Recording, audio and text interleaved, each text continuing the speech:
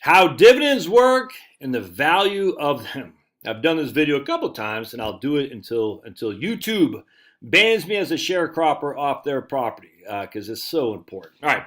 So what we're going to do is we're going to go to, why does it keep doing that? We're going to go to political calculations, and this is the S&P 500 at your fingertips. So if you go to politicalcalculations.com, you'll see it's down here someplace, the S&P 500 at your fingertips, or it might be down here, right here, most popular post. It says it's dated 2006. It's not. It's just fantastic. It's literally one of the best pieces of information on the internet there is. All right, so we're going to start in January 2000, and we're going to end in January 2010. So we have a full 10 years of histoire. That's French for history. That's me. Coq de la. That's how us Russians say hello, I think. Coq de la, or how you doing? So I'm multilingual, huh? Aloha means hello and goodbye in Hawaiian. And adios, huh? Look at me, speaking all kinds of languages. What do you say? Diddy Mao, huh? Hey, yo, Taylor, what's Diddy? All right, so here's the index of the S&P 500 in 2000, 1425. Here's the dividend, 1657. So to get the dividend yield, it's already here, but it's already shown, but I'm going to show you. 1425 divided by, or is it 1657? I can't remember. Which one's first? 1425 divided by 16.57. It's the other way around. It's 16.57, the dividend that you're getting, the actual dividend you're getting by the price of the stock. In this case, the S&P 500. So you take 1657 and you divide that by 1425. And that gives you literally 1.16% as a dividend yield, and that's exactly what's shown here. So you take the dividend, divide by the price. So dividend, not dividend yield, divide by the price equals dividend yield. All right, so dividend divided by price equals dividend yield. All right, so I think most people know that. They get that. Josh, I get this is rookie stuff. Hang in there, my friends. Hang in there, because you're going to see a part that no one sees, unfortunately. All right, and then we're going to do the same thing again. 10 years later, the dividend is 22.24 divided by the price, because over the course of that time, the price went down. All right, so we take the dividend, 22.24 divided by 1124, and it's about 1.9 equals 1.98. Again, dividend divided by price equals dividend yield. All right, so we got 1.98, and I can almost guarantee you it's going to say 1.98, and it does. All right, so everyone knows that. All right, so now what we're going to do is we're going to go to 2020. We'll just go as far as we can see here. We'll go to 2022. And then we're going to hit calculate, because there's a method to your old buddy Josh's madness. So now we got a dividend of 62. All right, 62 is our dividend, and a price of $43.91. All right, so a dividend of 62 with a price of $43.91 divided by 4391 equals 1.41. It looks like 1.41. Let's see if that's what they show you, and that is 1.42. I get 1.42, same thing. So we're getting a dividend yield of 1.42. All right, 1.42. Everybody with me so far? All right, so let's go back. So you can say it went from 1.16 to 1.42. That's nothing. That's no big deal. 1.16 to 1.42. In fact, in 2010 is what? 1.98. So it went, the dividend yield, let me just show what I'm talking about, went from 1.16 to 1.98 to 1.42. So a lot of people say look, the dividend isn't going. It's not increasing. There's no value there. In fact, the dividend yield has gone down since 2010. 2000, 2010, 2022. Look at that. That sucks, dude. I'm not making any more money on my dividends than I was making when I first bought it. And that's, well, we're going to show you how wrong you are. All right, so check this out. We're going to say you bought $100,000 worth of the S&P 500, and we'll just use that as a price. You can't buy the index directly, but you can basically, we're going to assume that you can here, because you can buy it through the S&P 500 at the Vanguard Index Fund, at VFINX. So we're going to say $100,000 is what we're putting in, and each share costs $14.25. So we're going to put $100,000 in, and each share costs $14.25. And I already did that calculation, so I know we're going to get 70 shares.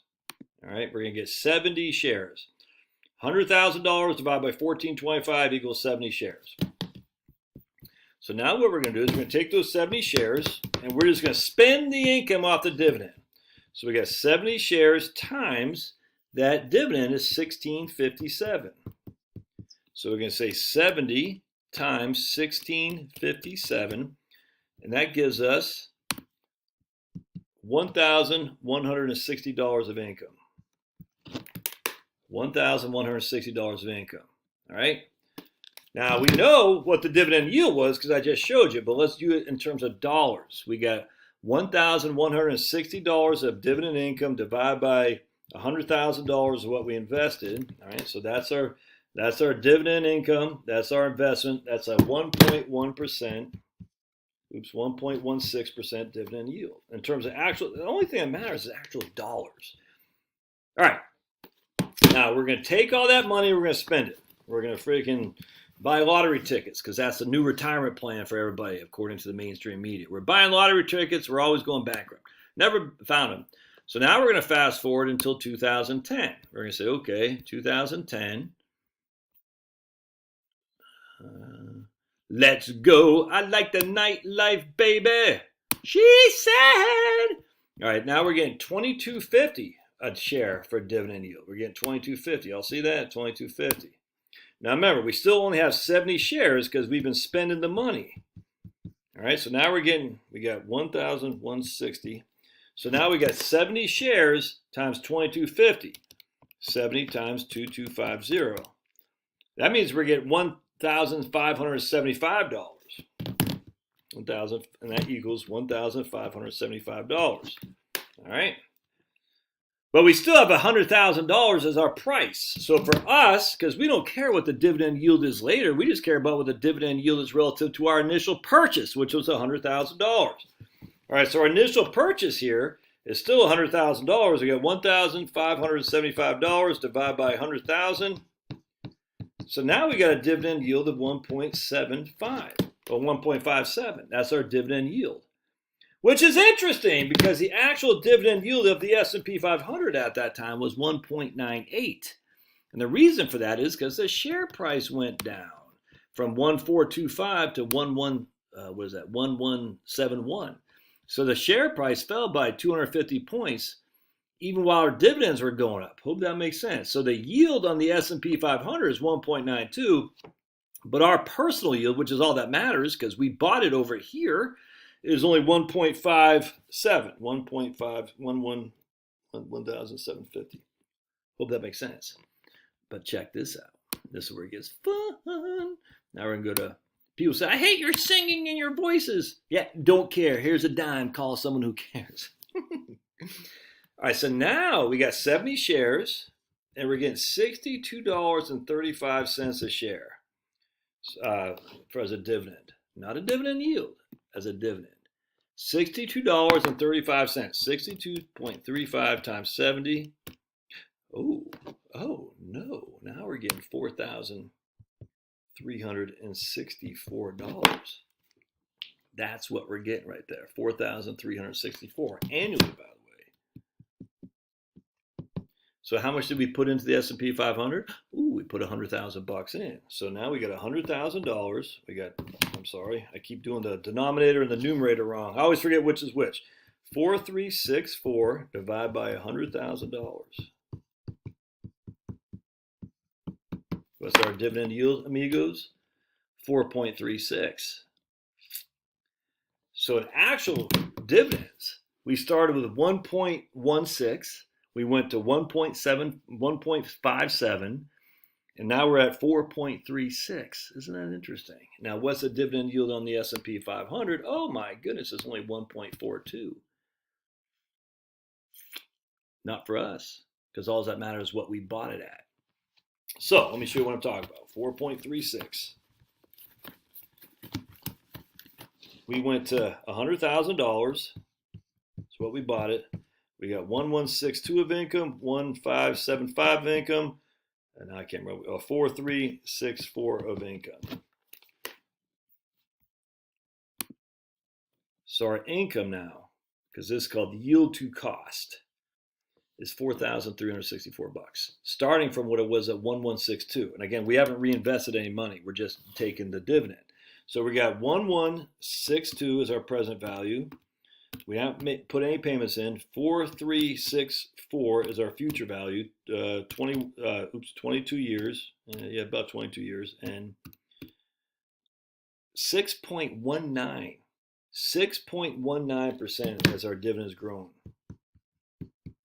each year. Let me just make sure I got those numbers right. 1162 present value, 4364 future value. Oops, one second. 4364 future value, 1162 present value. No payments, 22 years.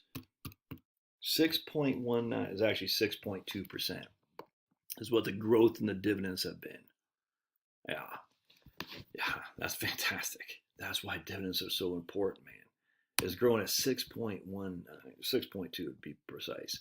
What's the price of the S&P 500? Well, the price is 1425 present value, 4391 future value, no payments, 22 years. S&P 500 itself as a price has only grown by 5.24%. The growth of dividends has beaten the S&P 500 on a price point handily by almost 100 basis points annually, my friends. And here we go. Index without dividend reinvestment, 5.19. Index with full dividend reinvestment, 7.16. So if you reinvest the dividends, you're freaking stomping it. But even if you didn't, you still got 5% a year, and you took all that cash, which is growing at 6% a year. Crazy. Inflation 2.46. Index rate of return without, no, that's inflation. But they don't say the index return, what was I going to say? So we got, that's what I'm saying. So basically you can see right here, I had 5.24, they got 5.19. So we're spitting distance as index rate of return without dividends. But our dividends have grown by 6.19% or 6.2 each and every year. Our dividends have increased more than the rate of return of the market. Now, the reason why if you reinvested dividends, you're not getting 5.19 plus a 6.19% dividend return is because the dividends are only a small proportion of the entirety of the S&P 500. You have $100,000 invested, and at the end of the 20 years, you're only getting $4,300. So it's less. It's not proportional. But just think about it, my friends. If you had think about it. The dividends typically represent 40% of your total return. So 5.19 divided by 7.16 is, I'm not sure how to do this actually. What's that? 7.16 minus 5.19 equals that. Divide that by 7.16. Yeah, dividends in this case have represented 30% of the rate of return over the last 22 years. 30%. The reason being because we got 30% more growth in our total portfolio by reinvesting the dividends, if that makes sense. That's crazy. And now we're getting $4,400 at 4.3% dividend yield for having done nothing but just sitting there. The same thing's applicable to real estate. And I'm going to try to do a video on that here in just a second, but I hope this helps. Love to hear your thoughts. The power of dividends is so beautiful. So beautiful. It makes my heart melt. My heart's aflutter. It makes me think of my beautiful wife. How beautiful are you, dividends? All right, we'll see you.